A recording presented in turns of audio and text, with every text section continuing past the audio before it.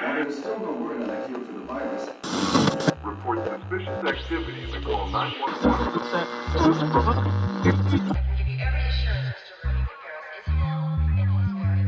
They can't wait to get you home, but you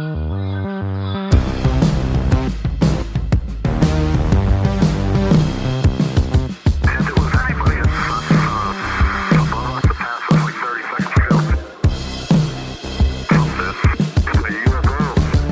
Howdy, folks, and welcome back to another episode of your favorite podcast, That Would Be Rad. We are a podcast that majors in 80s and 90s nostalgia, comic culture, all things paranormal, and minors in retro video games, tabletop RPGs, pre-internet mysteries, and raising our kids to be half as cool as we were back in the 80s. We're your hosts, Woody Brown. And Tyler Bentz.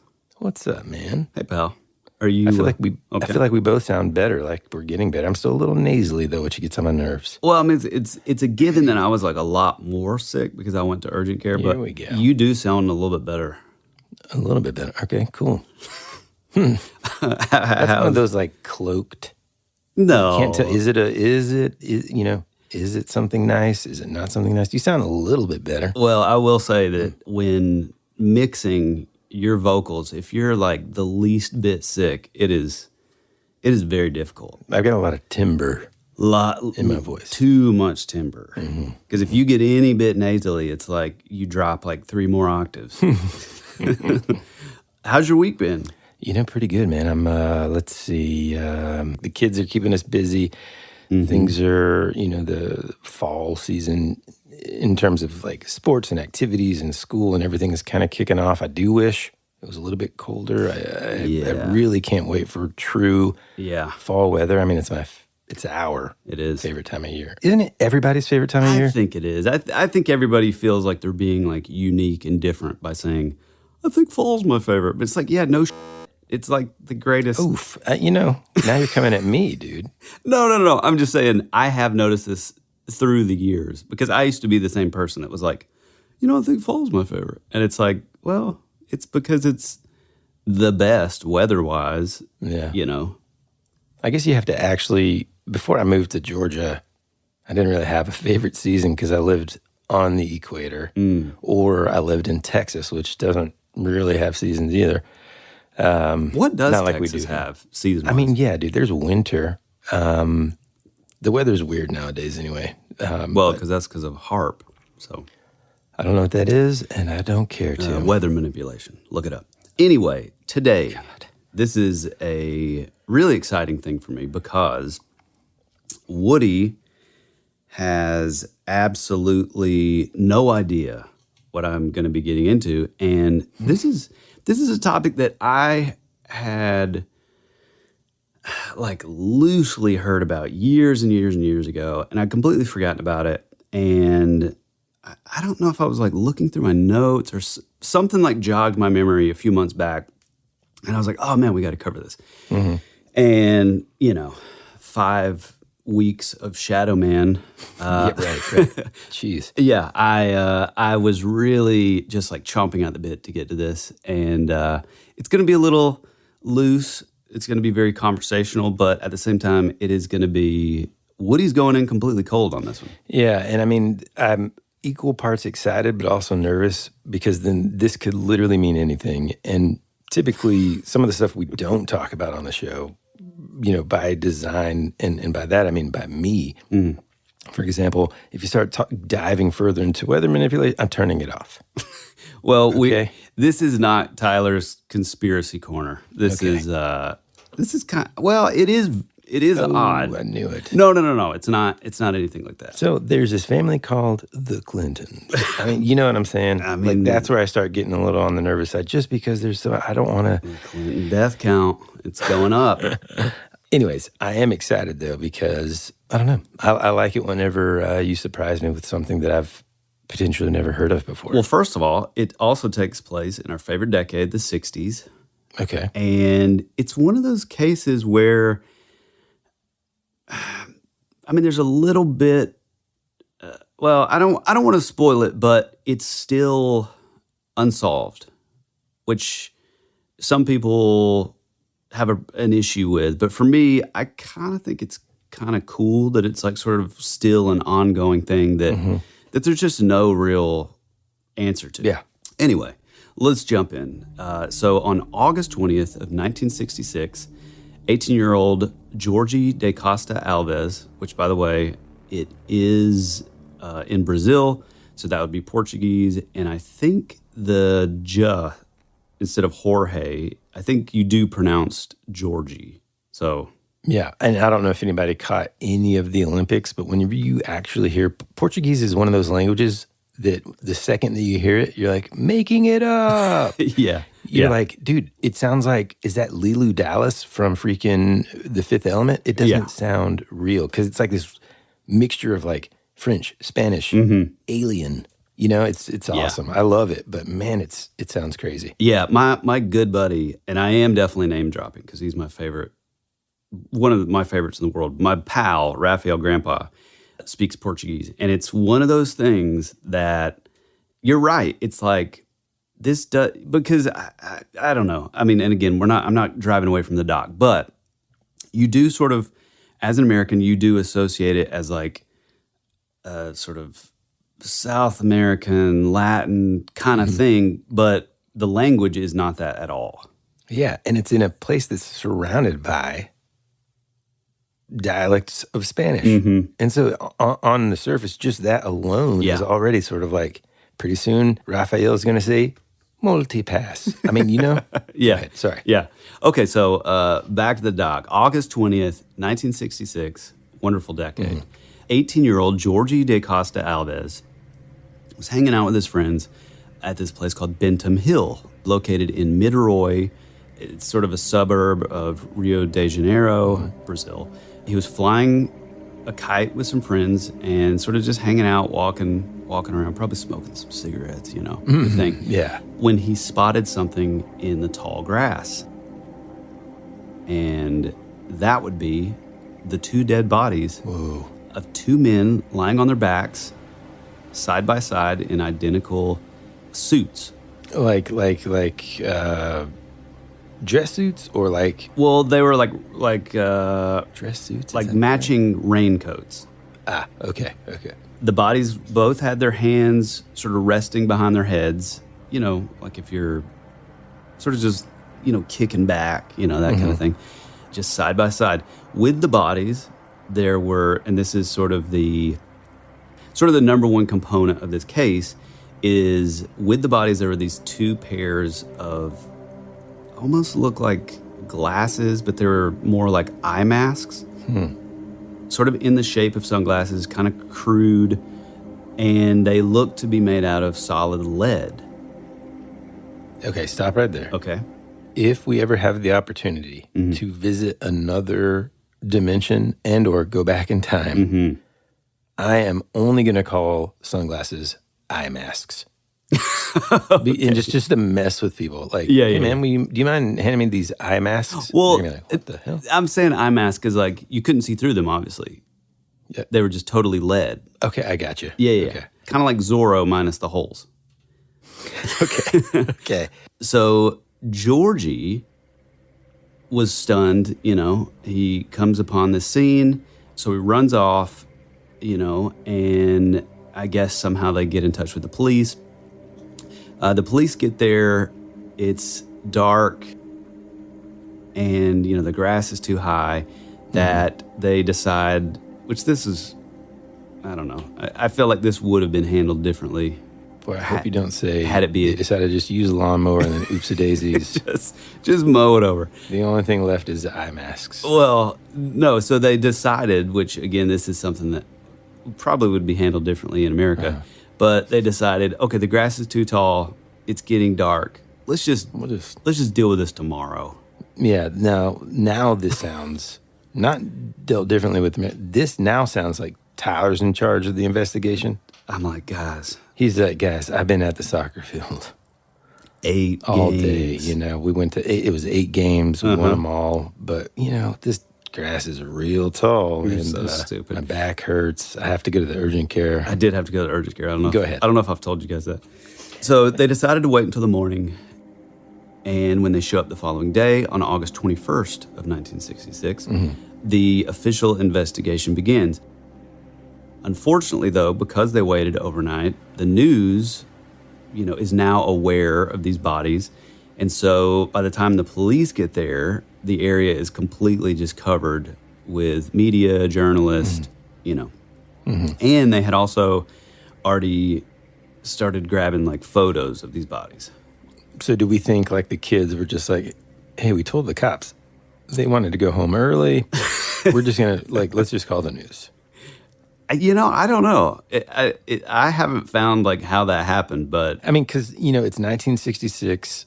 Crazy stuff like this would be a big deal. So I can imagine like people just kind of like, here and there. Yeah. And then also, I guess maybe in the police defense, I'm having a difficulty sort of picturing the, I guess, landscape. But, if the grass is super, super tall, again, technology in 1966, and their flashlight technology probably. Oh, yeah. Well, not probably, isn't where we have it now, They definitely had those metal ones with like the, yeah. You know what I'm talking about? Right when they get to those bodies, then they just stop working. Yeah. And you're just hitting have the to hit devil it. out of the side of it. Yeah. And it just kind of blinks on and off. That kind of scenario is not what you want to have in your hand when things are scary and you got people laying there and they got eye masks. Glasses would indicate holes for the eyes or lenses. This is just a solid mask. Is it in the shape of a sunglass? Yeah, that's what I mean. I just said it's like Zorro's mask minus the eye holes. It's like 3D glasses. Well, actually, you're not far off. I know that, man. Because they are, no, I'm saying because they're kind of crude. They're sort of squared off. It's not like, anything futuristic. So the two bodies were male. They did have formal suits on with matching raincoats. They have, like we've been talking about, they had these solid lead masks on. Hands are behind their heads. Near the bodies, the investigators would find 2 towels, an empty water bottle, which one of the men had a receipt for. And apparently this is like a sort of it's sort of a weird detail, but I guess back in the 60s in Brazil, they had a deal where if you kept a receipt for buying a water bottle, there was like a recycling program. And then you could bring back your empty bottle and then you get, money back, which is kind of odd because I would think like recycling didn't really come around until like the No, man, they used 80s. to do that with like milk and everything. I guess you're right. Yeah. I mean, kids would like go around and, early 60s, late 60s and just like crush cans and stuff and get money for that. What were the 60s like? Well, the last time I went, I lost my towel. And, my, I mean, this is what it's like. You're describing this, and I'm like, this is me. Is this us, dude? Yeah, exactly. Am I there with an eye mask? Okay. So that will be of note here in a little bit. The fact that he did have the receipt.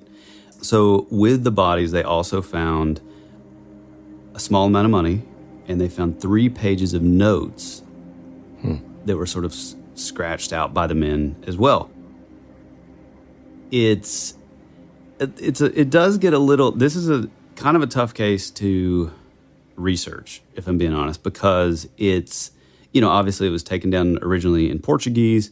It's back in the 60s. It's kind of there's a lot of language issues. I would imagine. So there's a few things that like I would notice when researching on like from one source to the next source. It would be like wildly different, and it's like, all right, guys, what are we doing here? But anyway, over time, it's the information has gotten a little bit weird, but I'm doing my best. So so on the first page of notes was a list of some electrical parts, numbers, and an algebraic equation, which was the formula E equals IR, which apparently is used to calculate the strength of an electrical current.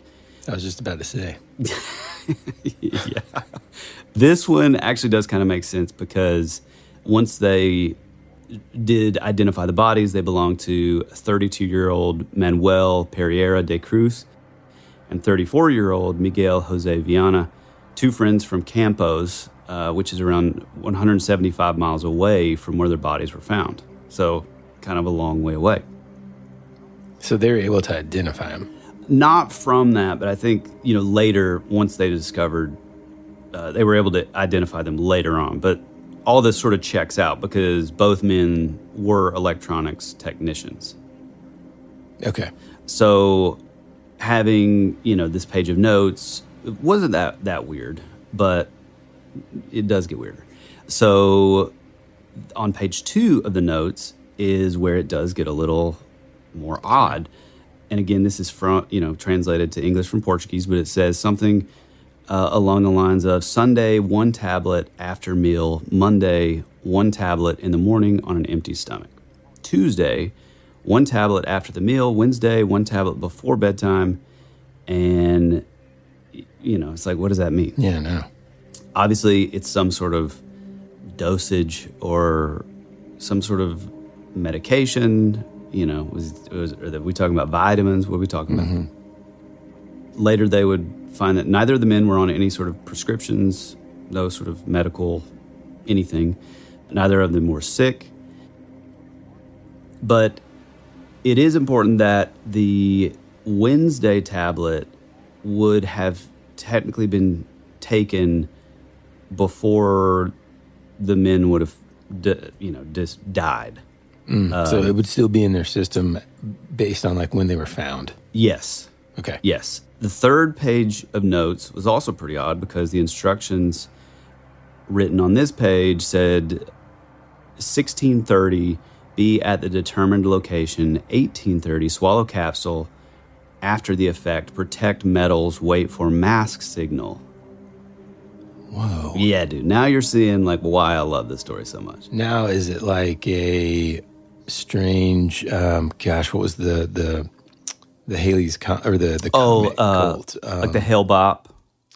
Yeah. Oh no! You're thinking of the from the 90s, the Kool-Aid. Oh man, Heaven's Gate.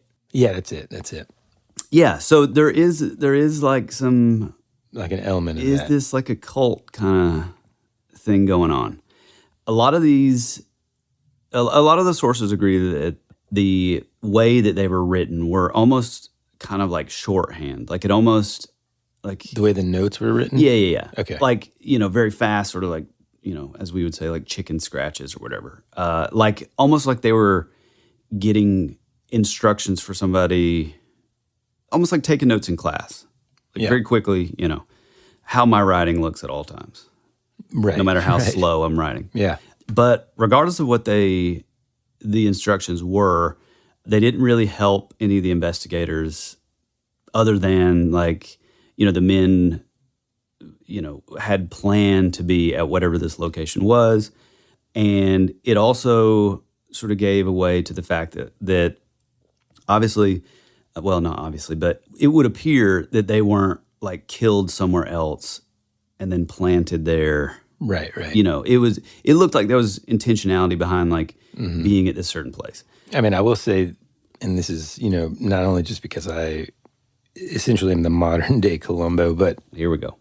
having watched a lot of true crime stuff, it is kind of, I guess, advantageous for the investigators in a way that the grass is kind of taller because then you can kind of potentially deduce things like that, like were the bodies drug? You know what I mean? That's a good point. To this location, that's a quick sort of easier way to determine whether or not, they died on the spot or if they died somewhere else. Yeah.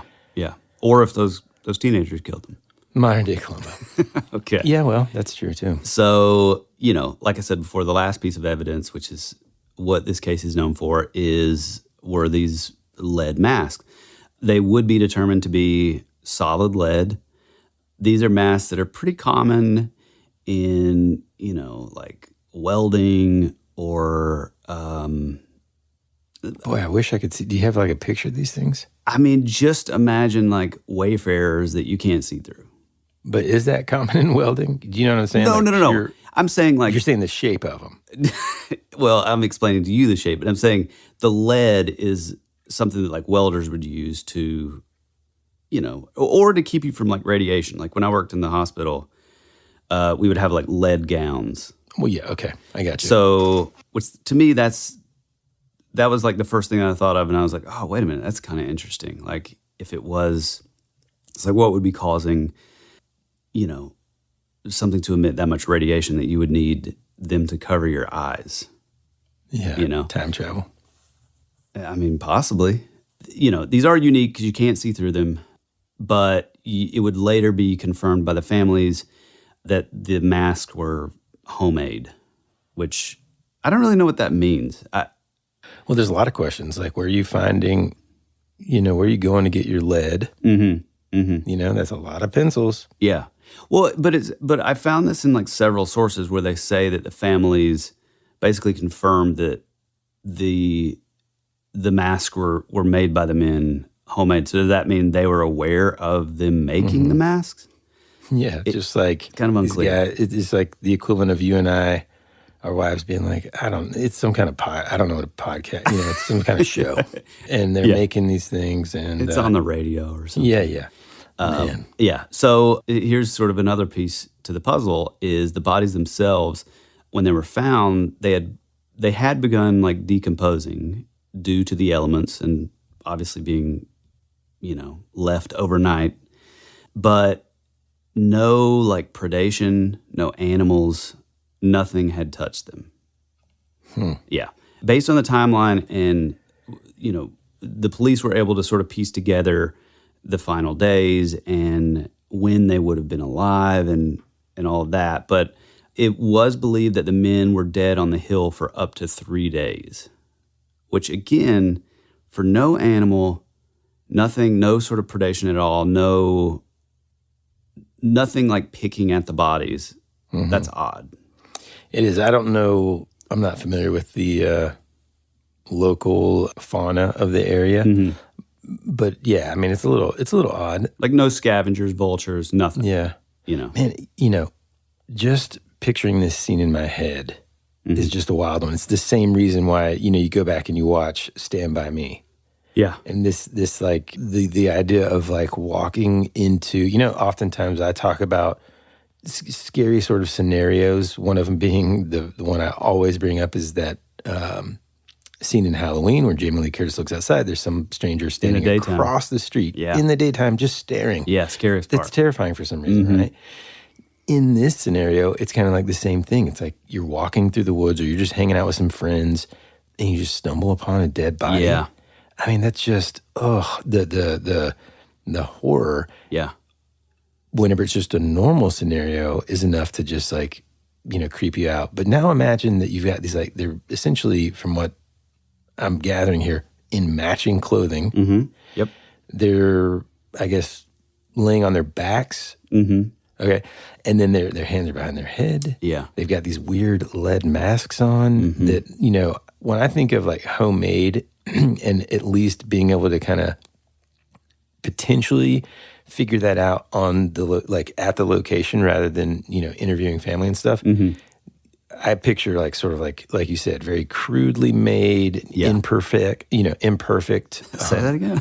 I was like about to say imperfections, but imperfect, and which makes it even like weirder looking. Yeah. You know what I mean? It's kind of like those for sure scary movies now that come out and like the bad guys got like a mask on, but if the mask is store-bought, that's kind of scary. But if it's just sort of like crappy and homemade, it makes it a million times scarier. Like this isn't a new one, but in The Orphanage.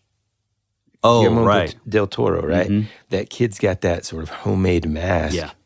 And that's way scarier than if he was wearing William Shatner. William Shatner. It's kind of like, it's why those, I mean, this is a little bit different, but it's why those, my buddy Bruce and I, like, anytime we see these, God, I hate this guy. Fake friend Bruce, we tag each other on those like, 30s, 40s, like homemade costume. Oh, yeah. They're terrifying. Yeah. They're made out of like radishes and, super scary. After these messages, we'll be right back.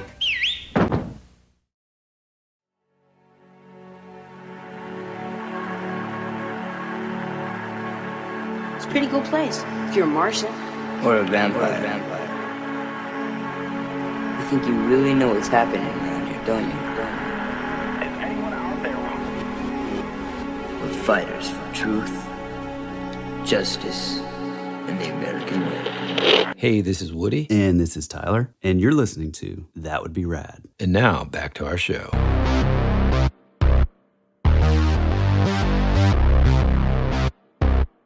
Okay, so, no vultures, no scavengers. That led some people to believe that, well, maybe there was something like supernatural even at play. The toxicology report, however, revealed that there was nothing out of the ordinary. But it's a little bit unclear also if, because of the level of like decomposition, or if there was just like nothing noteworthy in their systems. But considering that, supposedly if we're going by like their notes, if these men were on some sort of medication in the days like sort of leading up, it's odd that nothing would show up.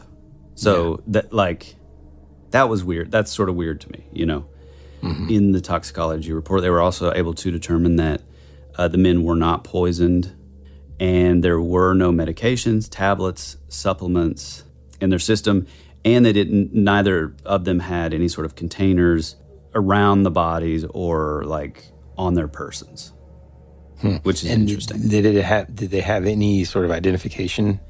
No. Okay. No. They also had neither of them had any sort of external injuries, no cuts, bruises. Yeah, so no signs of foul play is what we call it. Right. Some people say that the organs were intact, but the cause of death was listed as like a cardiac event. Okay. Which, I mean, to me, like... You can still have intact organs and have a cardiac event. Well, but I'm also saying, like, my thought with that is like, okay, it is the 60s. We have no wounds, no external, scarring, damages, no cuts, bruises, burns, or anything. There's nothing in the toxicology report. So let's just say that they had a heart attack. Yeah. You know what I mean? Yeah. I mean, at least that's how I sort of feel. Yeah. Once it was sort of concluded who the men were, there were interviews done with some of their friends and families. It's interesting, man, because like in some ways I feel like I've heard of this, but in others I feel like I haven't. I know that doesn't really sound like a really intriguing statement there, but there are elements of this that seem very familiar, and I can't tell if it's because pop culture has sort of like sprinkled in small details of this into stuff, because I mean it does remind me of that show. There's elements of it that kind of remind me of that show The Dark or whatever. Dude, I cannot get into that show. Man, I don't know what your problem is, man. God, it's so slow to me. No way. I don't know why. Just keep going. Anyway, after, getting some interviews with friends and family, the police were able to start sort of piecing the puzzle together and sort of establishing like a rough timeline of the final days. The timeline, however, almost makes everything even more weird. So this is what they believe, or this is how they believe that everything kind of went down. So on the morning of Wednesday, August 17th, Miguel and Manuel told their families that they were going to Sao Paulo to buy electronics equipment and to purchase a used vehicle. The men had brought money with them, 3 million cruzeiros, which converts to a couple 1,000 US dollars at most. So, back in 66, that's still like that's not nothing. It's a decent amount of money, yeah. Yeah. So when the bodies were found, they had 161,000 cruzeiros left. So some of the money wasn't accounted for, but regardless, it's not really notable, I guess, on like the amount of money that they brought. But that's then the first question is like, where'd they shop? That's what I would want to know. Like, where do they go so I can interview a witness and stuff. Okay, so here we go. You see what I'm saying? Colombo. Okay, so 9 a.m., they were given a ride by their friend Elcio Gomez. 9 a.m., what day? How many days from the time that they were discovered? This would have been on that morning of Wednesday, August 17th. Okay, and then they were discovered on Friday or Saturday? The 21st. So, yeah. Okay. They were given a ride by their friend, Elcio. Doesn't know, made it up. Made the whole thing up. Elcio Gomez. Gomez wanted to walk into the bus station with them to sort of, see them off, but they requested that he just drop them off and go directly home. Gomez was a little confused as to why they wouldn't, why they were so sort of weird about him like going with them. But he kind of just thought, he didn't think too much about it and, just left them. He dropped them off. He watched them walk inside. Then he immediately left. The men did not end up taking the bus, however, to Sao Paulo, but instead made their way to Niterói in Rio de Janeiro, which is over 400 miles away from Sao Paulo. I mean, it's a pretty long way. So they're... Yeah, do you think they're just trying to misdirect? I don't know. I kind of thought possibly, but yeah, I don't know. It is estimated that Miguel and Manuel arrived in Niterói a little after 2 p.m. They stopped at an electronics store that they'd both been to before, but apparently they didn't buy anything. They didn't have any sort of conversation with the customers or the staff or anything like that. So then they got back on a bus for several hours to go to the store. Oh, so yeah, so they literally took this, multi, 2 hour long, 3 hour long bus ride to go to this electronics store, and then they didn't buy anything, which is kind of odd. So I don't know, maybe they like stole something. Yeah. But I mean, back in the 60s, anything of note would probably be pretty big. So yeah, I don't know. To me, that's an odd little fact. They left the electronics store and it began raining. So then they would go to stop at another store nearby, and they each bought these matching raincoats. The cashier at that store told the police that the men seemed to be in a rush and that neither of them even put the raincoats on before they just ran out of the store, like into the rain. So, it's like, was there something going on? Were they trying like not to be seen? Right. Or it's just everything about it's kind of weird. So neither of the men had any sort of appointments with any of the local like car dealerships or any independent sellers that the police could find. They would go on to interview and none of their names came up at all. Which, I mean, again, that doesn't necessarily mean anything. They could have been sort of, they could have got like a hookup with some guy like that wasn't like a car salesman or whatever. Right. Especially in the 60s, man. Yeah, right. Who cares? Yeah. Yeah. They'd just be like, yeah, man, I'll buy that car from you. Yeah. Okay. Yeah, I'll see you on Wednesday, dead on a hill. So their next stop that they made was at a bar in that same neighborhood where they had just bought the rain jackets and the electronics store. The bartender did remember serving Miguel, who ordered a bottle of mineral water, which he requested the receipt for, which, like I said before... Also like a strange element here, because like so here's what I imagine. I imagine if I'm piecing this together as a law enforcement officer, I'm thinking, okay, we got a couple of, strange kids, strange dudes who, committed suicide somehow. Because I'm, again, taking myself back into the 60s, there probably wasn't, as there is now, such a sort of immediate sort of, oh man, extraterrestrials or something like that. There was less open-mindedness to that kind of idea. So the small town sort of police officer would just be like, yeah, I mean, these guys killed each other. There's no signs of struggle. They must have taken something. But what a weird thing to do to get the receipt. Yeah. Well, other than to timestamp.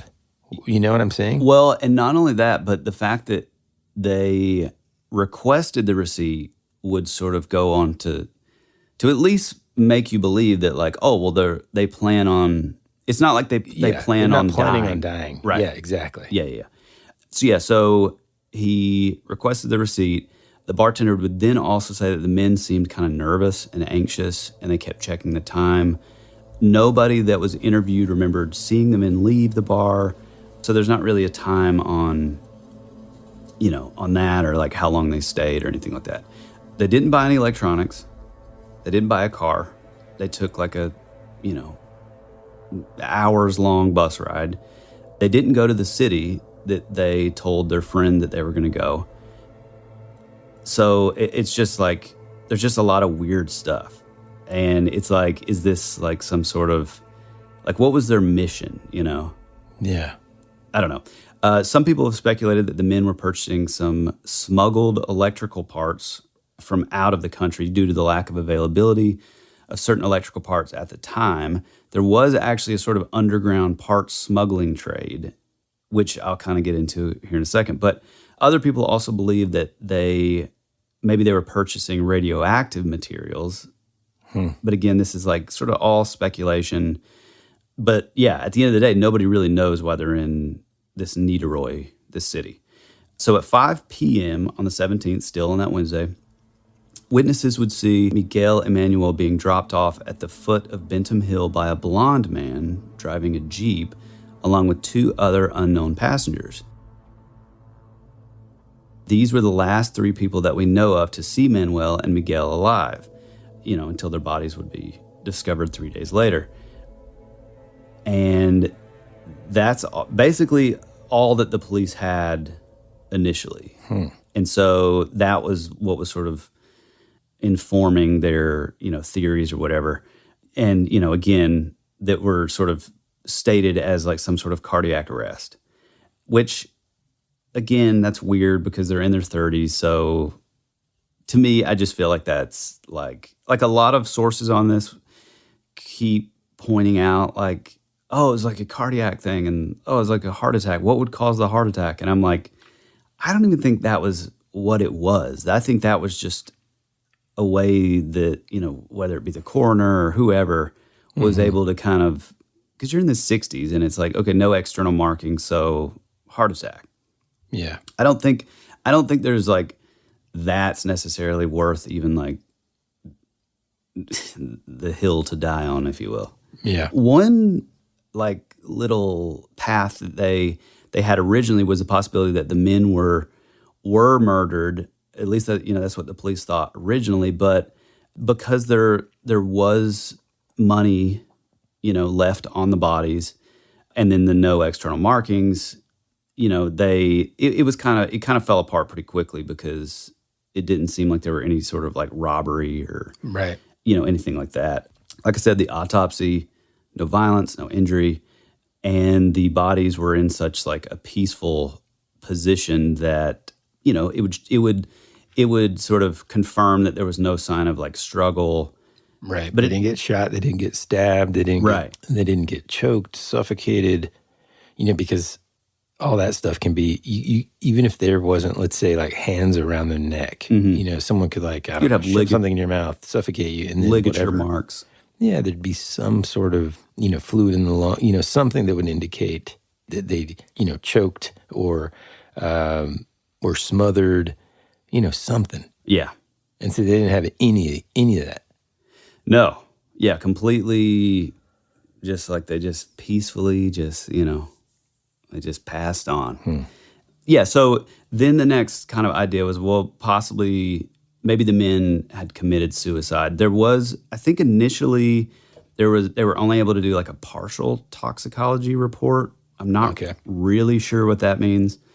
But, you know. It's also the 60s, dude. Yeah, I mean, exactly. Not to talk bad about those that came before us, but the level of, I guess, their ability to test for certain things that they might, you know, in other words, like, okay, maybe they performed a toxicology report, but is that going to include all the things that we could test for nowadays? No way, no, dude. You know, they could have eaten some kind of crazy mushroom or something, and they might not have been able to test for that, you know? Yeah, so now they're floating like the suicide thing, but it didn't really seem likely because, you know, there was nothing in their notes that indicated that they would be committing suicide. I mean, other than the weird, like, pill regimen that they've got in there.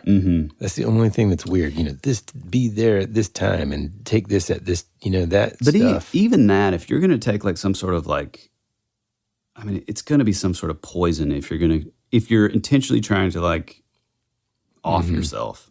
It's not going to be like a scheduled thing. Right. At least But it's like, you know, these guys seem intelligent. And so maybe they were taking it at a set schedule so that it wouldn't I mean, I'm just playing devil's advocate here. It wouldn't be able to be traced, I guess, maybe. I don't know. what you're saying. So the levels aren't elevated enough to point to a single cause. Even still, I don't think it was that, but that's where my 1960s Brazilian police officer mind would go. Yeah. Well, and that's the thing. So both men were, they were young, they're pretty successful. They both had young families, both married, both had kids and everything, huh? Kids and everything, yeah. Oh. Really solid, reputations in their hometown. They were just two upstanding, young dudes. But the cops or the detectives, I guess, were still not totally ruling out suicide. I mean, were they into weird stuff? Well, I'm going to get there. Okay. Yeah. It's just odd that, two men that were successful, families, loved, if they were going to commit suicide, why would they do it 100 miles away from home? Mm-hmm. They wouldn't leave a note, to at least tell their families what was going on. I don't know. It just doesn't make any sense. You know what I mean? And if that was the case, there would clearly be some sort of maybe mental health issues. Mm-hmm. But, because apparently that's a thing, to not leave a letter if that's your intention, being someone that's loved and has a family and all that stuff. It's just sort of it's something that you typically don't see. Right. You know what I mean?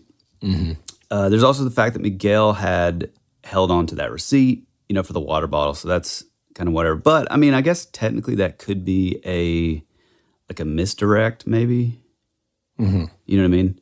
Yeah. Or kind of like what you, I think, sort of was, or we're kind of starting to lean on earlier. Maybe that was his way of leaving a paper trail. And I mean, that's the difficult thing about any kind of case that you're trying to solve. Mm-hmm. Sometimes we make everything a detail that is going to point us in the direction of sort of solving it. And sometimes it's just hey man, I was thirsty. Yeah. And I got a mineral water. Right. Or, right. Man, I got this other guy. I told this family member that I'm going to Rio de Janeiro, mm-hmm. but, I'm going to go check this out first. Mm-hmm. This is back before you could text message and tell somebody, hey, I changed my mind. You're maybe thinking, oh, whenever I get back, I'll, update them. Yeah. You know what I'm saying? Yeah. All right, so this is where I'm about to blow your mind. We will return after these messages.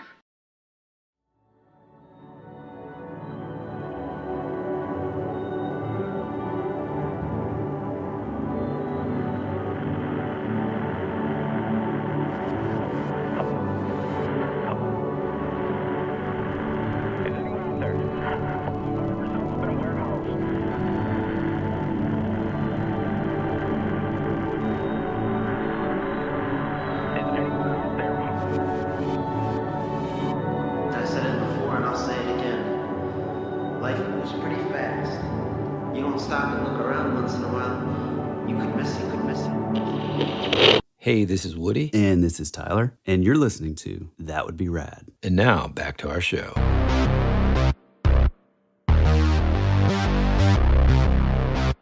And this is where the police slowly begin to sort of unravel this story and just just the weirdness that's around it. These guys come walking around the corner. Well, close. It turns out, in 1962, 4 years earlier, a very similar death had also occurred involving a young electronics technician named Hermes, or Hermes, I guess technically, who was found... Mr. Herman. Mr. Herman, who was found dead with a lead mask on. What? In the same area? His body was discovered on a hill in Rio de Janeiro called Cruzeiro Hill.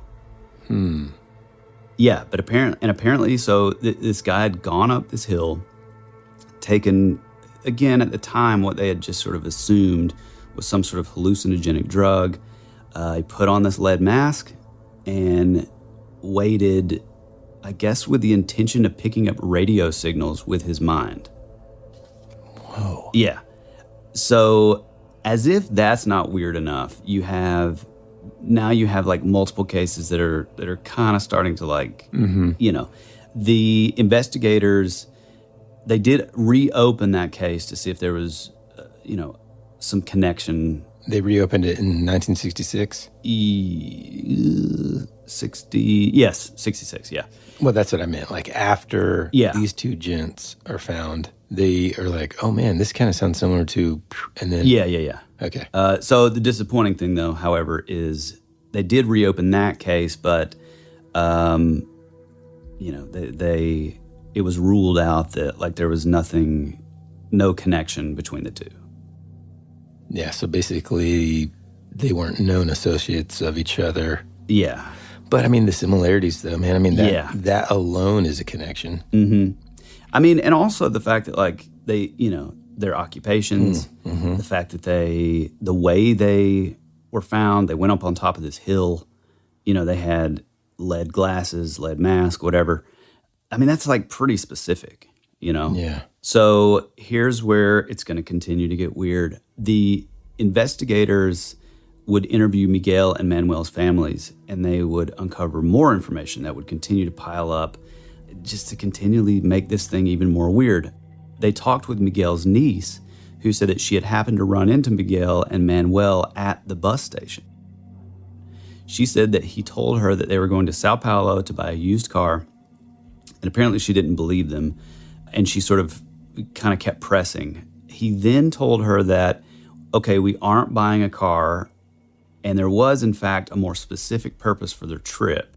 He told her that nobody could know what they were making the trip for, though, at least not yet.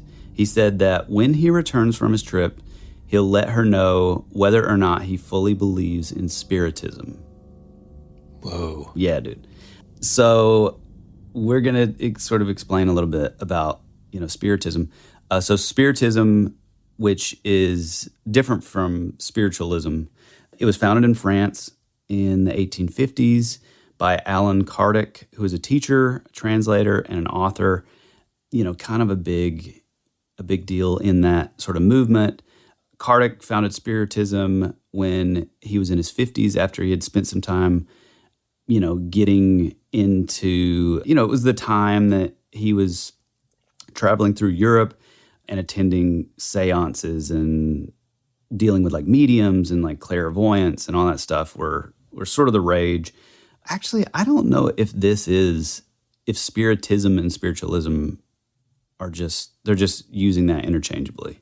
Because originally I thought it was different, but I mean, this kind of sounds... It says they're often used interchangeably. Oh, okay. Cool. A religion but spiritism is developed from spiritualism and is characterized by a belief in reincarnation, the ability to connect with God without spiritual authority. I don't know what the heck that means.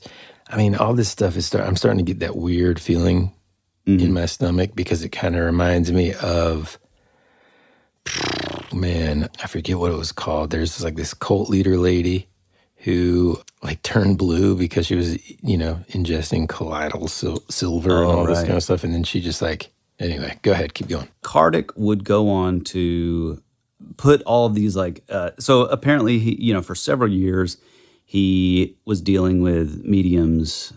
And even though like during this time, like, thanks to folks like Houdini, who are kind of exposing these people as, sort of charlatans, frauds and stuff, it got this Kardec guy thinking from sort of a scientific perspective of like, what is the natural sort of explanation of this? And so he would spend years kind of investigating it and creating all these theories.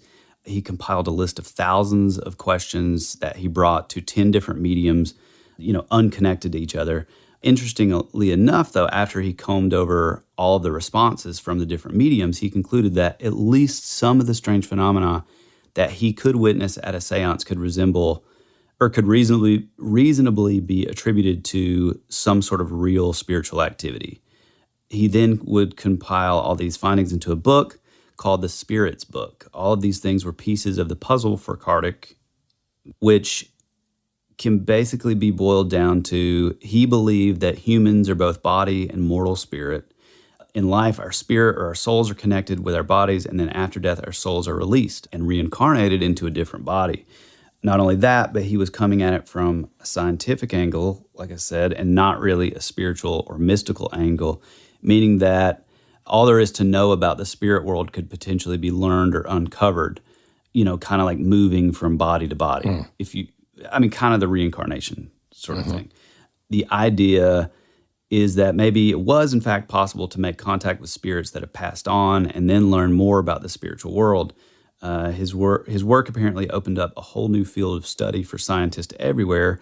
He considered spiritism to be religious, philosophical, and scientific all at once. And apparently, Brazil is like a huge hotspot for this. So it's like a weird sort of blend of science and spirituality. A little bit, yeah. Which honestly, I mean, if you do take like religion or your own like true sort of spiritualism out of it, I do think it's a fascinating thing. It's kind of like, I know his name's Moody. He was really big on like the after death stuff. And so I have always found it fascinating.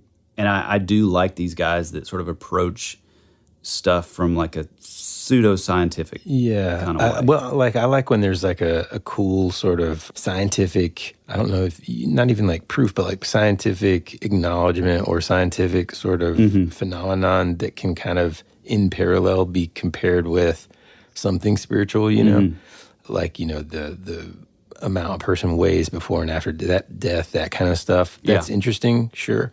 Yeah. But I think there becomes this, like, to me, fine line that you just don't cross when it comes to, like, putting a damn lead mask on your head. Yeah. Walking out into the jungle with your friend and just laying there until you die. That's when we start getting a little like, oops-a-daisies. Yeah, Heaven's Gate style.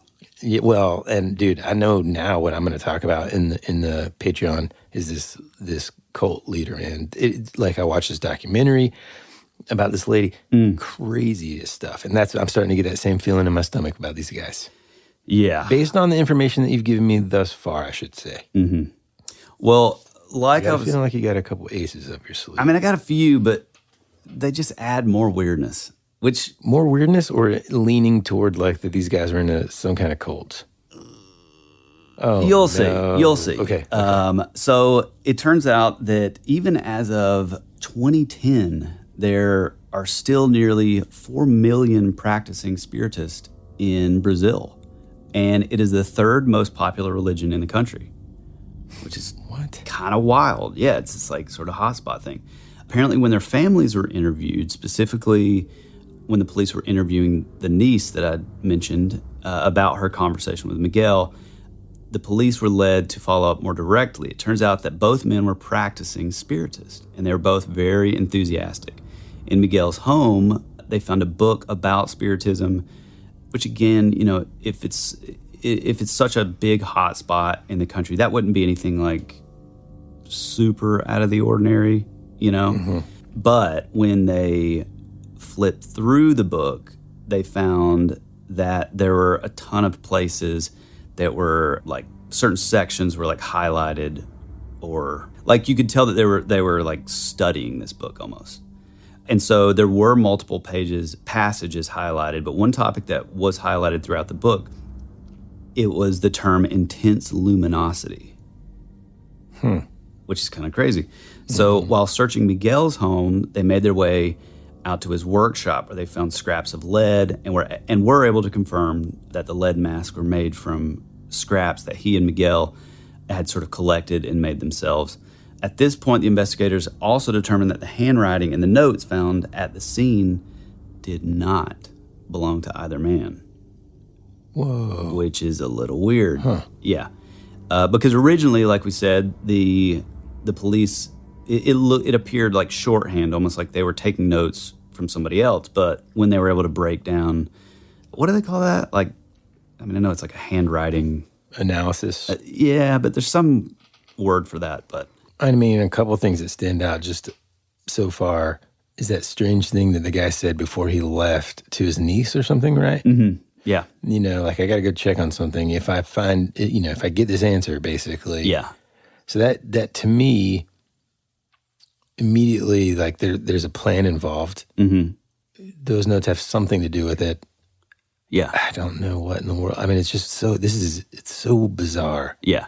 And so, obviously this is bizarre. And with the handwriting not belonging to either of the men, that means by proxy there's someone else involved. Manuel's wife was interviewed about his sort of belief in spiritism, and she confirmed that he was a practicing spiritist. And at some point, shortly before he died, she said that she saw him get into an argument with another spiritist friend of his, Elcio Gomez, which is the friend who drove them to that bus stop. The Elcio Gomez revealed to the police, once they had like another interview, that he and Miguel and Manuel were all scientific spiritists, and that all of the electronics technicians in the district were also scientific spiritists. So, like, is this like a club? It's. I mean, it doesn't necessarily feel like a cult per se, but it is interesting. Yeah, and I wonder. I feel like if this is the third most popular religion in Brazil, right? I feel like this is kind of a unique sort of like instance a niche that sort of doesn't really have anything to do with the religion itself, right? Right. Yeah. Originally I thought, oh well, maybe this Elcio Gomez guy is sort of connected, but I guess he was ruled out because he was confirmed by his family that he was actually at home when the men would have been, doing all this. He was kind of secretive, apparently, about some of the details with spiritism and kind of declined to talk about it. And, their sort of involvement. Gomez did confirm that the three men were all part of a secret occult society of scientific spiritists. Here we go. Yeah. Scientific spiritists now. Yeah. Which, to me, the explanation of sort of how they explained spiritist originally was already kind of including this scientific. Mm-hmm. So it's weird that I think maybe they're just saying that because they're all sort of engineer types, electricians, into like technology and stuff. They're sort of tacking that onto it. What we know now, they're all part of this sort of occult secret society. And it's just, it's like, okay, well, how is this connected? Does he know anything? So a few months before the discovery of the men, Elcio, Manuel, and Miguel had built a device and tested it out in Manuel's garden. The goal was to make contact with spirits on Mars. Whoa. Yeah, dude. Now we're talking. Yeah. And this is probably, that line right there is probably the thing that immediately fascinated me about this case, because I'm such a huge fan of this other topic that we've still yet to do, because it's like one of my all-time favorites, and it's the Toynbee tiles, where they, it gets deep, but it kind of gets into this thing, and there's a line associated that's like, resurrect the dead on on planet Jupiter.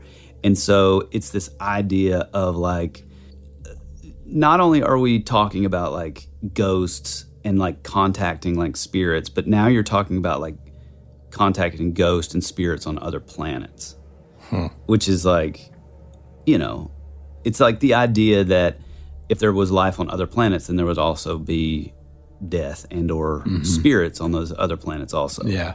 Now, a quick question about this device. It's not like a small pocket device that they could have had with them. Okay. No. So these guys are looking at it from like a technological sort of perspective, in the way that like mediums do, communicating with human spirits. And for them, that was like, oh wow, this would be like a huge scientific sort of discovery, to be able to do it not only here, but also do it on another planet. And, I don't know. I think that's such an abstract thought, especially for the 60s, Yeah. So they do know that they were involved in this society, and they were trying to contact Mars from the backyard. And so they built this electronic device. I guess the wives like knew about it, but the device apparently failed, ending with the device exploding in the garden. Apparently Manuel would notice that there was a mysterious powder that was spread around the garden after the explosion. He believed that this powder was evidence that there had been a spiritual presence, perhaps even like an extraterrestrial spiritual presence. He could not identify the powder, and so he just thought, oh, well, it's some sort of like residue, you know? Right. One sort of aside that I had is like, okay, well, like, you know, how do we know that it's not just like some sort of, if the device exploded, like obviously like that powder could just be, you know, some sort of burned or whatever, you know, something in the device itself, but with them being like sort of scientists and like technicians, and they would know like what would be included in that, you know? Yeah. I don't think the family members knew exactly what they were doing, but many of them did confirm that at some point a device exploded in the backyard. Yeah. A few weeks after their initial experiment, they would go on to try again. On June 13th, the trio traveled about 20 miles to Adafana Beach, where they attempted to make contact with Mars again. As soon as they arrived on the beach, an intensely bright object appeared near the shore. 5 minutes later, the object would rise up into the sky. It emitted a blinding flash, then an explosion that was said to have been felt up to 9 miles away. Miguel and Manuel reportedly found more of that strange powder all over the beach, confirming to them once again that they had contacted something spiritual from possibly out of this world. Which, that's crazy. It's crazy. And also, like, my first thought is, you know, they're not having spiritual communication. They're opening up some sort of communication with otherworldly beings of some kind. Yeah. Yeah. And this event was corroborated by like multiple witnesses in the area who all had the same kind of story. The police and the Navy and the Air Force were all like currently looking into this thing, which is kind of crazy. Man. It turns out that the Navy had intercepted a conversation between 3 ham radios on the evening before the explosion. They were able to identify the 3 stations that were part of the conversation, but they determined that none of these stations were registered to any radios in Brazil, amateur ham radio operators or otherwise. So, you know, we don't really know who they were, but it is kind of interesting. Elcio said that Miguel and Manuel ran a secret radio station, which again, this, here we go. Yeah, dude. I knew they were going to be podcasters. Yeah, dude. I mean, all this stuff is like that pre-internet mystery stuff that we absolutely love. They ran this secret pirate radio station, and the station's prefix did appear on a naval log. So they were able to account for one of the unknown stations. But to this day, neither of the other 2 stations have ever been identified. You know, and so my question was, well, you know, was that associated with this, their like little, you know, occult secret society, the spiritism thing? I don't know. Or were they... Maybe were they like, you know, doing some kind of transmissions to other people that followed the same beliefs, and then maybe there was a plan. The weird thing to me, though, is besides that one case that happened a few years earlier, like, are there any more reports of this stuff happening, or is it just pretty secluded, pretty much just this, and, you know, aside from that other one? You mean like the... People walking into the woods with lead masks. The death, that thing. Yeah. Well, that's what's kind of weird. So, and I am jumping ahead a little bit. So I did find online where there's also, and I cannot find anything on it. So if any of you listeners know what I'm talking about, please reach out. But I did find several spots online on Reddit and stuff where people are kind of sort of alluding to another woman that died in a very similar way on a hill with a lead mask, more into like the modern age, I think in like maybe in the 90s even, or early 2000s. But I just could not find, remember how I was telling you, I was like, man, I have this case that I really want to do, but I cannot find, I've only found these like little breadcrumbs of this, but I cannot find any link or anything on if there's validity to that, or if somebody just threw it out there to kind of keep it. keep it alive. Yeah. It's weird because it's like, I always wonder with things like this, is that a consequence of, like, in other words, if there aren't any other real cases like this, is that a consequence of, like, people's knowledge and technology getting to a point where, and, I'm not trying to be disrespectful to these guys, but, they're just not kind of dumb enough to fall for it kind of thing. I say that. And then again, I'm always amazed. And I think that's what, like, sort of has me gravitate toward these documentaries about cults and stuff is because they're happening now, like nowadays. You know? Right. And so I'm always like, wait a second, like, aren't we smarter than that? Yeah, aren't we right now? beyond like, that? How's this?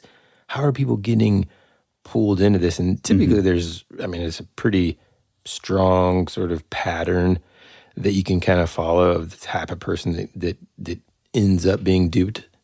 But and I mean, that's a pretty broad generality, but even still, it's pretty, it's pretty typical. But it's just amazing to me that, and I always like question myself, like, am I susceptible to that? I like to think not, but it's just, I don't know. You hear all these stories of people that, like these two guys, seemingly normal guys, families, respected professionally, successful, organized. When is that moment where it's just like that little drop of oil in the water supply where it starts to kind of, move into that sort of time where you're like, well, we started communicating, I don't know. It's just bizarre, man. Yeah, it is weird to think that, like, I do think, like, I don't know. It's weird because, like, for somebody like me who I just love, we both do. We love this stuff so much that's just, like, weird and, like, the high strangeness of it and stuff. And so would that make us, by proxy, be more sort of susceptible to fall for something like that?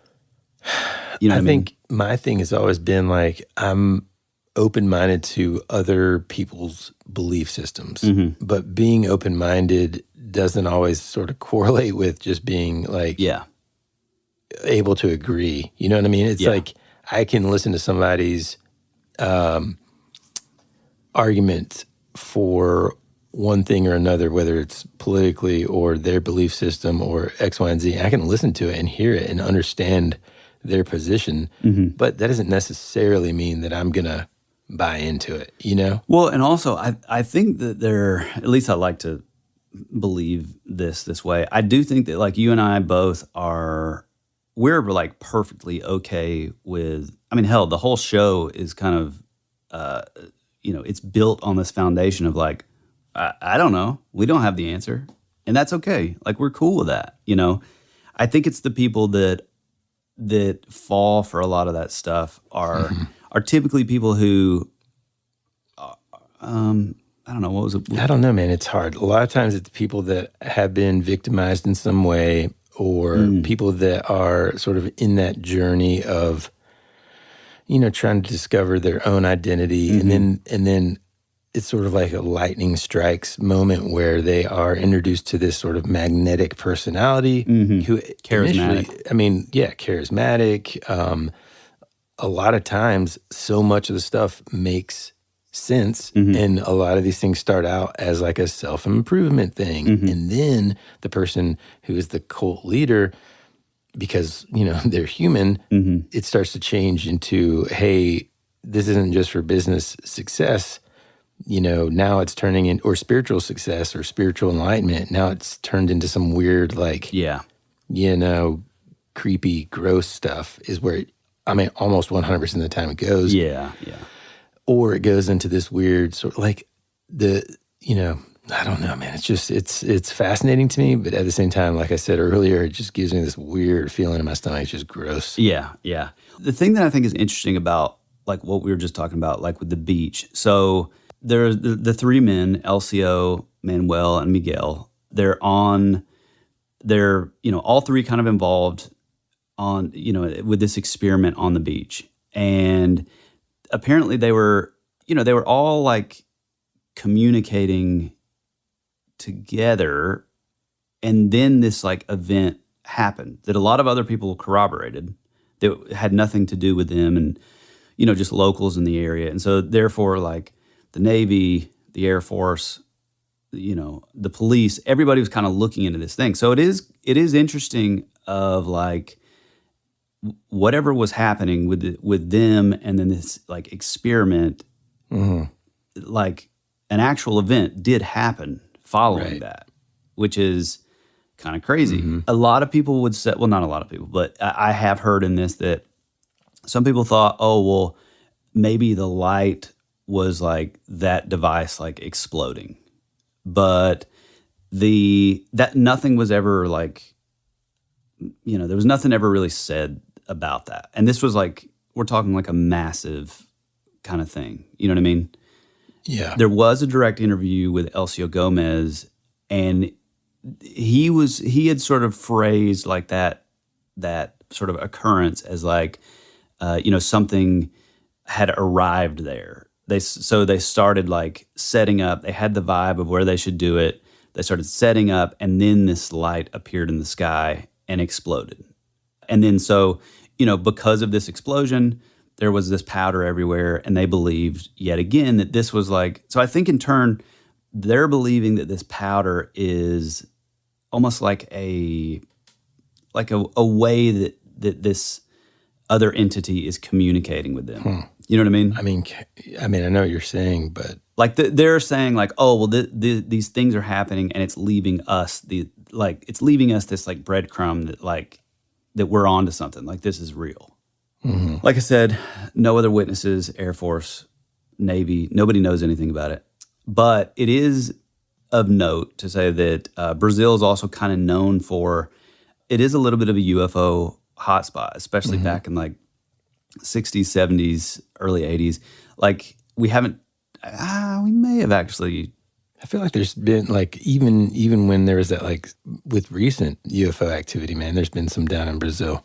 Well, I was going to bring up like the chupas, which we've talked about, but we haven't done a full episode on, where they're like those like balls of light, and like we'll kind of get into a little bit of that here in a little bit. But yeah, so after the news had broke that the two bodies were found on Vintém Hill, a woman named Sonora de Souza came forward and informed the police that she had been driving in the car with her 3 kids near the hill on August 17th. And that would be the night that the men died. That was like on that Wednesday. Yeah. And she described seeing an orange oval-shaped craft that was engulfed in what looked like fire that was hanging above the hill in the sky. She said that it was sort of rising and falling over the course of several minutes. She stopped her car and got out to take a better look, and she saw as what she described as beams of blue light blasting out of the object in every direction. She went home, told her husband about it. You know, he sped back, but the object was gone and he missed it. When she brought her story to the police, they took the whole story down, but purposefully kept out some of the stranger details, which is, I always love to hear that kind of stuff. I think it's so cool. It was her status in the town that prompted others who also claimed that they had saw the bizarre floating flaming object in the sky to come forward as well. The interesting thing about this is that several of the more extreme details that were intentionally kept out of the public were present in every single one of the other statements. So in a way, for the police, it was like kind of easy to verify, like, oh, well, they all at least, you know, maybe they're all lying. Maybe it was a mass hallucination, which we love here on the show. But yeah, they were all seeing like this same thing, you know. You know, and the thing was like they were, for a while, I think the debunkers were like, oh, well, maybe, you know, maybe she was like telling people, and that's where they came They're from. just like known associates or whatever, and they're just kind of corroborating this story. Yeah, but the thing is like apparently there was like a pretty large amount of people that, you know, came forward. So, you know, I don't know. Who knows? Yeah. I do think that it's really interesting that all this sort of happened around this same time, yet, you know, they didn't really put those two things together at first. And, you know, happening on the night that supposedly Miguel and Manuel would die. Right. It's almost like if I'm taking it from, okay, it's not a suicide pact or something, then maybe they are communicating with otherworldly beings, we'll call them. Yeah. And then they were, either destroyed by them or taken by them. Yeah. And all that was left was like the husks of their, physical bodies or something. Yeah. So the police would take all these statements of all these sort of random folks coming forward down, and with the witness statements and the statements taken from Miguel and Manuel's family and friends, their lead at that point was basically, no matter how weird it was, how like bizarre the story was, it seemed like they were pursuing the possibility that, maybe it was a human thing, but at least the way that it looked from the outset is like they were killed in this process that they had where they were trying to communicate or contact these alien spirits. Which on its face, like, what an odd place to be as like a detective or an investigator.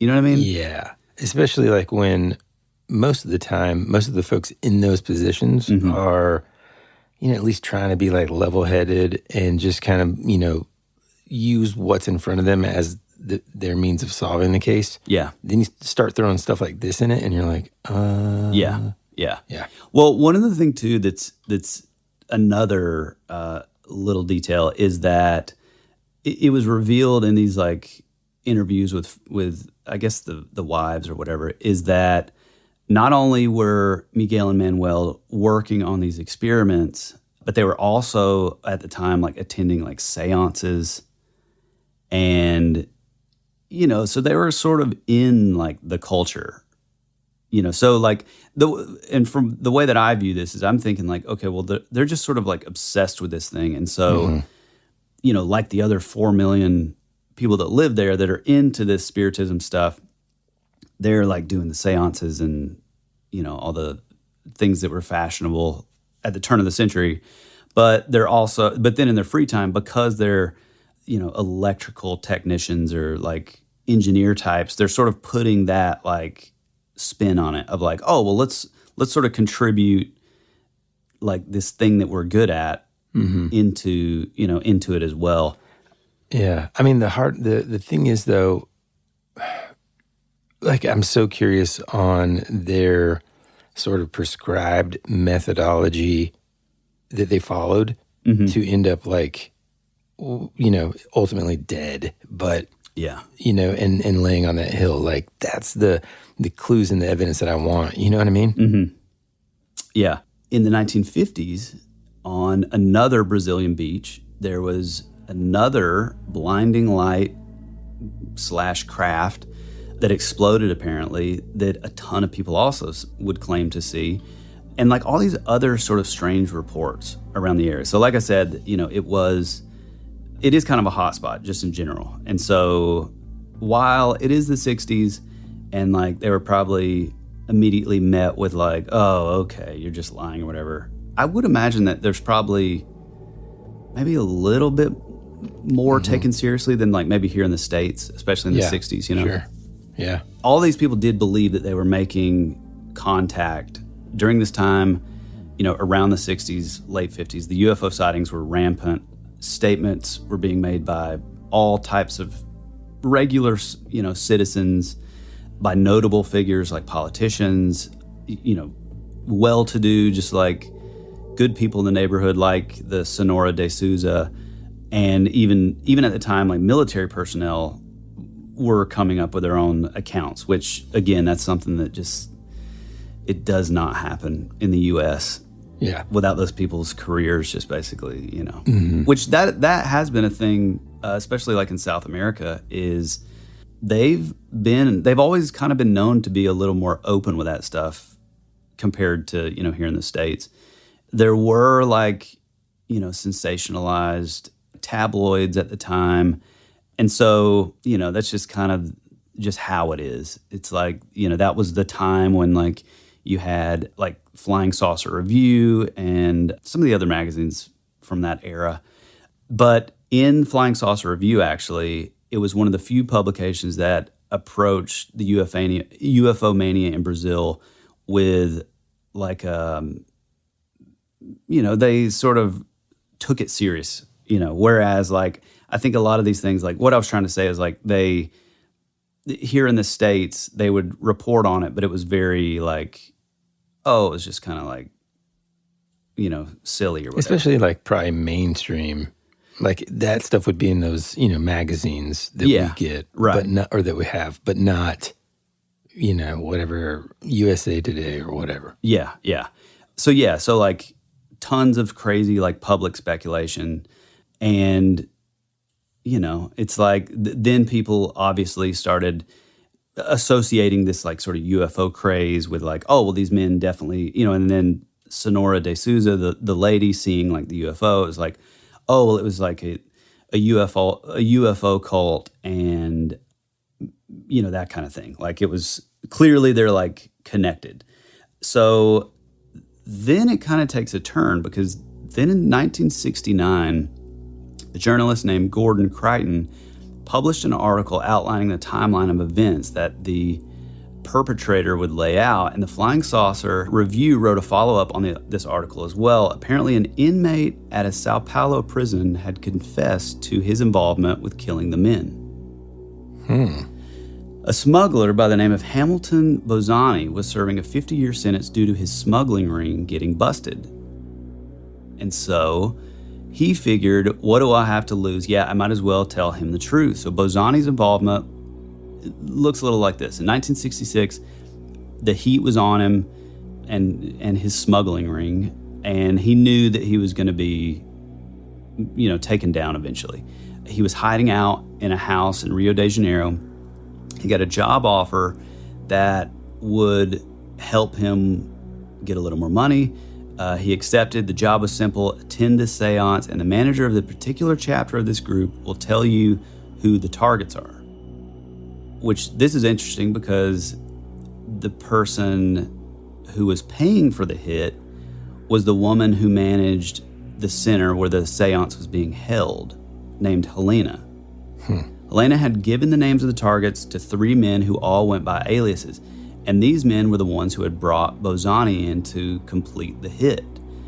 Basically, the targets, Miguel and Manuel, entered the room. The aliases would nod at Bozani, letting him know that these were what's the term for that? The marks, I guess. Okay, the mark. Yeah. And so somehow Bozani, Helena, and the 3 accomplices managed to get Miguel and Manuel into their vehicle that drove them to Vintém Hill. It was here that Bozani observed Helena and the 3 accomplices force Miguel and Manuel out of the car and up the hill. When Helena and the accomplices returned, they had some money in their hands, but Miguel and Manuel were gone. Bozani said they told him that they had forced the men to ingest poison at gunpoint. The men complied, and the hit was complete. The original report said that Helena was in police custody, and things were finally moving forward with the case. That is until nothing else happened at all. So at that point, the case would just go cold. And that's kind of... I can only imagine those folks, Helena and all of them, they're dead by now. Oh, yeah. And there was no trial for Helena. Mm-hmm. Nothing on Bozani would ever come out again. So, yeah. So, I guess given the fact that the story was being followed by a lot of the people in the area, it would make sense to have like regular updates in court proceedings or any other details of this supposed confession being followed up on. But it became pretty obvious that the story was probably just like I don't know. To me, it just seems like a very convenient way to kind of shut it all down. Or just, sometimes inmates, man, that's why with, and this is another odd phenomenon to me. Mm-hmm. The false confessions that happen with like newsworthy abductions or murders or something, people will come in and just be like, yeah, I'm the one that did it. They'll make up all this stuff. And that's part of the reason why police never really publicly list all of the pieces of evidence that were found in certain cases, mm-hmm. because there's only certain details that the actual perpetrator would know. Mm-hmm. And so they kind of keep those cards, close to the is it the vest or the chest? I think it could be both. Okay. And so Yeah, I mean, that it could be that. I mean, there's just so many weird elements to this case. You know, it's one of those things where, you know, as you were talking, I'm like, you know, is this one of those, is this a, you know, because sometimes, like, because of the internet, people can make up a story and place it in a time period. You know what I'm saying? Mm-hmm. And I thought, is that what this is? No, man. Yeah. You can find these people, these dudes, like, photos. Yep. And Yep.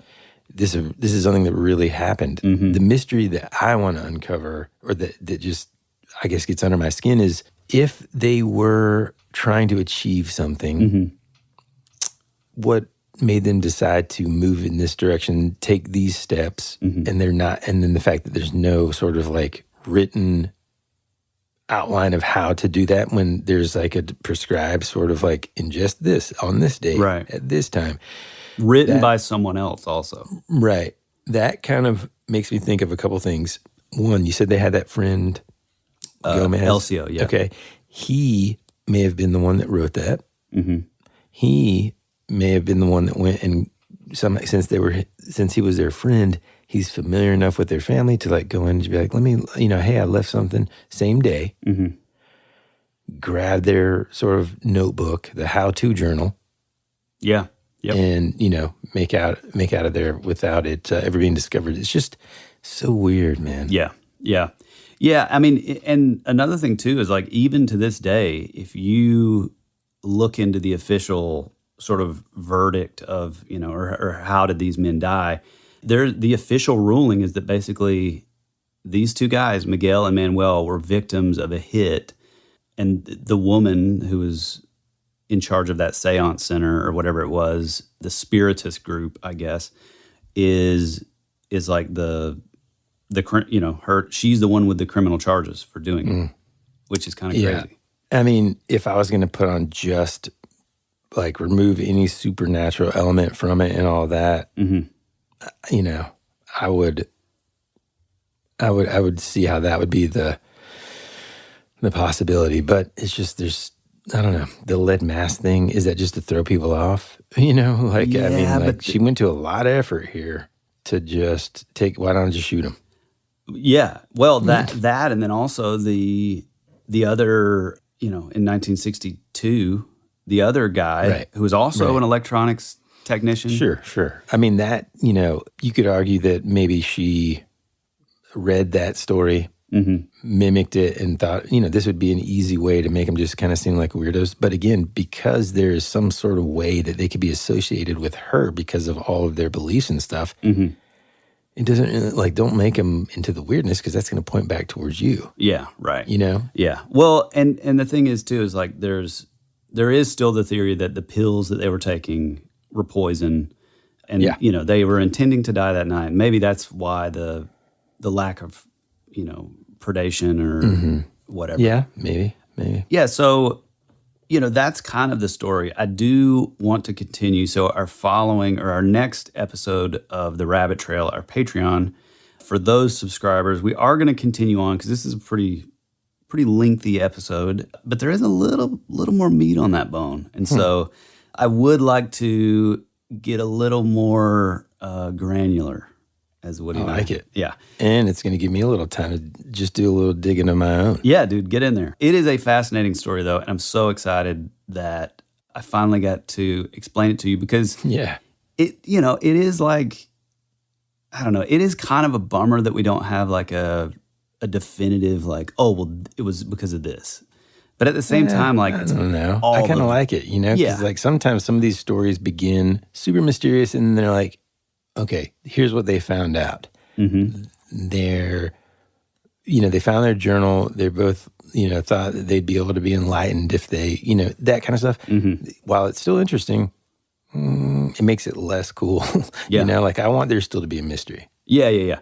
Well, and also like in the Patreon episode, just to give a little primer, like we're gonna get into some possible like the reasons behind the mask, like invisible things on the, like invisible to our light spectrum, sort of inducing like telepathy.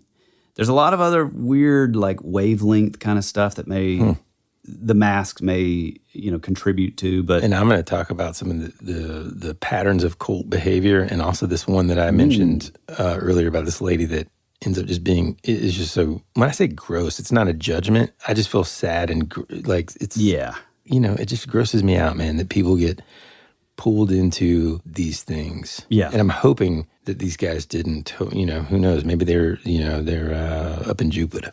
I mean, it could be. I don't think that the official ruling, all this whole episode to say, I don't believe the official ruling is even remotely close. I do think that was like, oh, these guys are just like, the marks, and it was like hitmen like took them out or made them swallow poison. I just think that's dumb. Like there's too many, that doesn't have anything to do with like all of the family corroborating, like the niece seeing him at the bus station, their friend dropping him off at the bus station.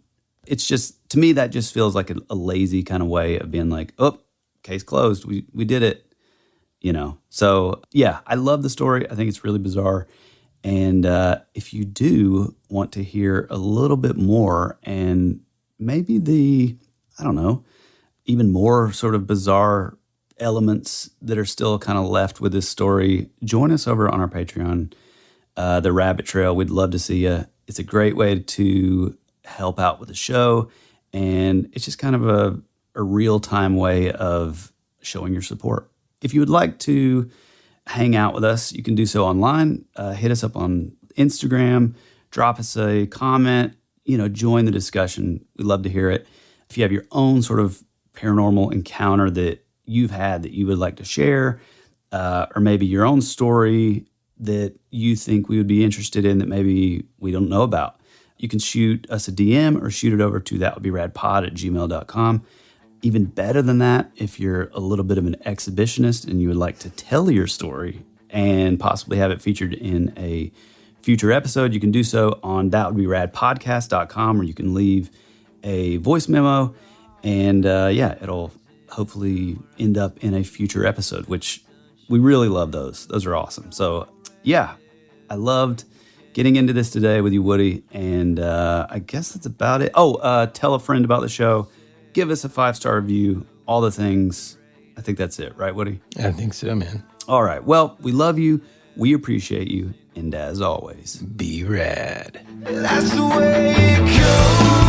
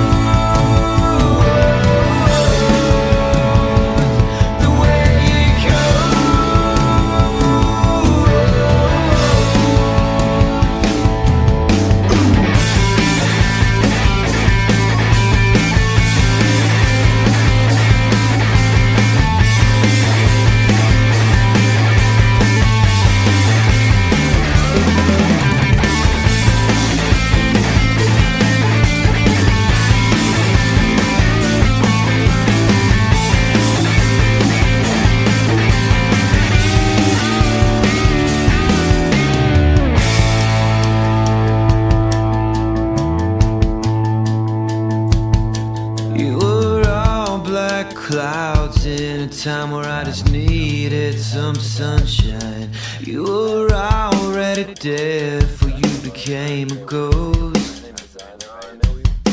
You always said our future would be a parade of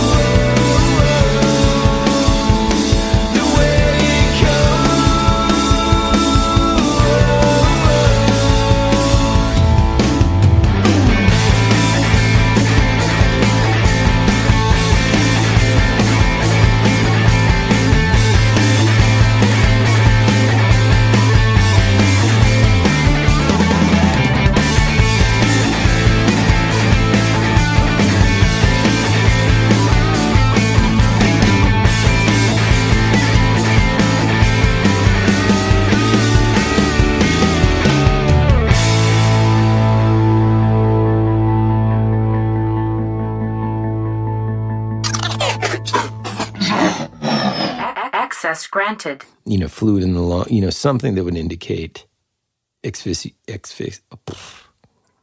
something to indicate that they, choked or. I need you to focus here. I can hear some clickety-clacking in there. No, there's no clickety-clacking. The men had brought money with them, 3 million, I guess. Big time. I guess it is 3 million cruzeros. But I mean, who knows what the $7. Yeah. Yeah.